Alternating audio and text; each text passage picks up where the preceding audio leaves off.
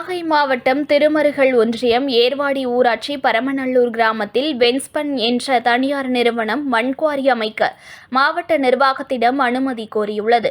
4 வழி சாலை பணிகளுக்காக அந்த நிறுவனத்திற்கு மாவட்ட நிர்வாகம் அனுமதி அளிக்க உள்ளதாக கூறப்படுகிறது.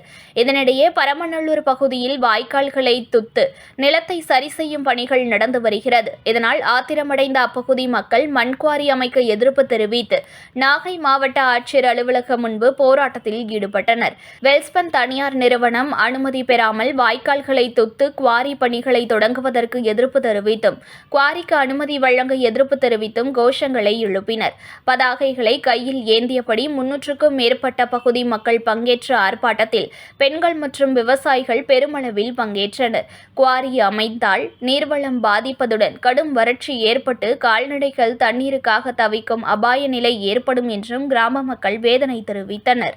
இந்த கோரினால எங்களுக்கு வாழ்வாதாரம் கெடுது. பசங்க எங்களுக்கு இன்னும் உருவாகிட்டு இருக்கு. பசங்களுக்கு நஷ்டமாகுது.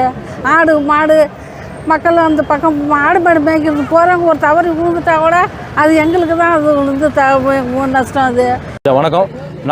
நாகை மாவட்டம் ஏர்வாடி ஊராட்சி பரமநல்லூர் கிராமத்தில் சுமார் 80 ஏக்கர் நிலப்பரப்பில் வெல்ஸ்பான்ங்கிற நிறுவனம் விவசாய நிலங்களை கையகப்படுத்தி குவாரி அமைக்க இருக்கிறாங்க.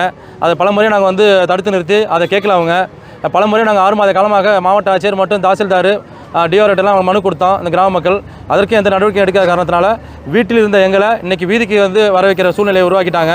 இதனால் அந்த குவாரி அமைத்தால் ஆற்றினுடைய கரை உடைஞ்சி ஏற்கனவே 2019 வெள்ளம் பாதிக்கப்பட்டு ஸ்கூலில் இருந்தோம். அதே போன்று எங்களுக்கு உயிருக்கு பாதுகாப்பு கிடையாது. விவசாய நிலத்தை பாதுகாக்கணும். எங்களோட பொருளாதாரம் இந்த நம்பி தான் இருக்குது. நாங்கள் எல்லாம் விவசாய தினக்கூலிங்க. அந்த வயலில் தான் எல்லாம் நாங்கள் பொழைச்சிக்கிட்டு இருக்கிறோம். இப்போ பிள்ளைக்குட்டியெல்லாம் ரொம்ப கஷ்டப்பட்டுருக்கிறோம். அது மட்டும் இல்லாமல் ஏற்கனவே அந்த மணல் எடுத்த திட்டுகள் குழியாக இருக்குது. அந்த குளங்களில் ஏற்கனவே இறந்து போயிருக்காங்க. 2-3 பேர் இறந்து போயிருக்காங்க. அதுக்கு சாட்சிகள் ஆவணங்கள் எல்லாமே இருக்குது. அதனால் எங்களோட உயிரை பாதுகாக்கணும், வாழ்வாதாரத்தை பாதுகாக்கணும்.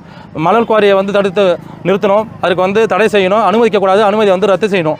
அதுதான் எங்களுடைய பிரதான கோரிக்கை. அதுதான்.